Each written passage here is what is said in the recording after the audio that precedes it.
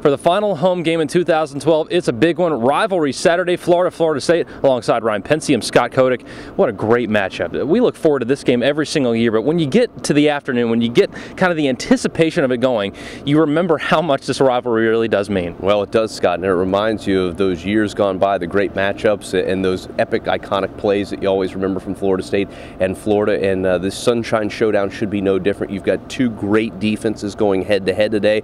I don't anticipate this being a high-scoring affair. I think these two teams are going to grind it out. It's probably going to come down to a key play here or there. This series typically tends to be, when you look at it after the game's over, there was kind of that turning point at some point. Where will that be today? And hopefully it'll be on the good side for Florida State. The calling card for the Florida Gators is their defense. They're ranked number 4 in the nation, outstanding unit. But the one thing we can't overlook is how good their special teams unit is. Maybe the best punter in the nation, Caleb Sturgis, their kicker, one of the top 3 or 4 kickers in the nation. They're outstanding at blocking kicks.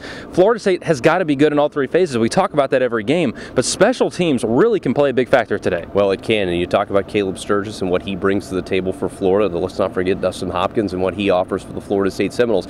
Kicking head-to-head, probably it's a little bit of a push for Dustin Hopkins. Now, I will say, punting, you probably have to give that edge to the Florida Gators. Kason Beatty, young guy, he's just a freshman for Florida State, and maybe this is one of those breakout games for him, though. He's probably going to get some action. He's going to need to come out there, and he's going to need to do a good job. The big key, though, can't have any block punts. That was something that really crippled Florida State earlier this season. You've got to avoid those gaffes on special teams. The one thing the Gators do great is they stop the run. I think we talk about it every single week, Ryan, but should the Florida State Seminoles be able to simply run the ball? Can they get just a good ground game going? They'll be successful because, well, let's be honest, it's one on the line of scrimmage. If Florida State can establish that run against that Vaughn Gator D-line, Florida State could walk out of here with a win. Well, you're right, and I like the opportunity that Florida State has with a player like James Wilder Jr., especially late. If you've got a back that can come in and really grind and pound on the line of scrimmage, should open up some opportunities for the Florida State Seminoles. And I think head-to-head, E.J. Manuel's a better quarterback right now than Jeff Driscoll. Driscoll's coming off of this injury. As Jimbo Fisher said earlier this week, all of the injuries will just kind of go away this week, all of the aches and pains.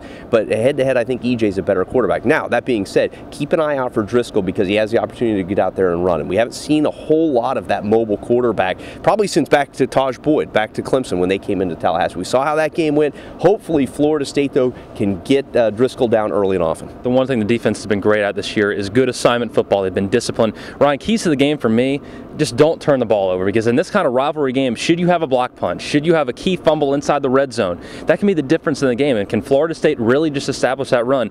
They do those 2 things, Florida State will move to 11-1 today. I think the other big key, Scott, that we haven't mentioned yet, emotions. Got to keep emotions in check. It's going to be very emotional. Senior day, a lot of seniors who have meant a lot to this program, and that's from both the player and the coach's standpoint. You know, if something were to happen very early in this game, you can't let that bother you. Got to continue to focus on what the game plan is and come out there and play 4 quarters of football. 3:30 kickoff inside here at Doak. Everything you want to know can be found on Seminoles.com Game Day Central by visiting Seminoles.com/game day. Ryan and the radio crew go on the air at 1:30. One of the best rivalries in all of college football. Make sure you stay with Seminoles.com throughout the game. So for Ryan Pensy, I'm Scott Kotick saying go Noles.